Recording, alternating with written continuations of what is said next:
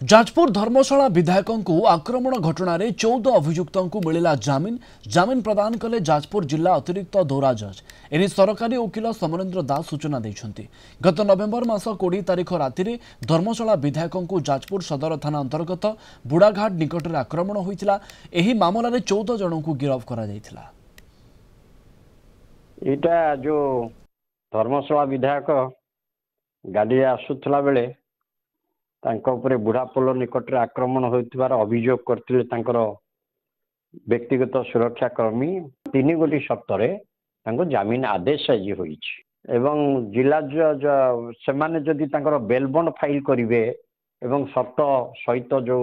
Bail bond security form file करिवे से माने बाहरी परिवे जामिन घटना रे केस रे घटना हे रे से मानकर जामिन होइछि।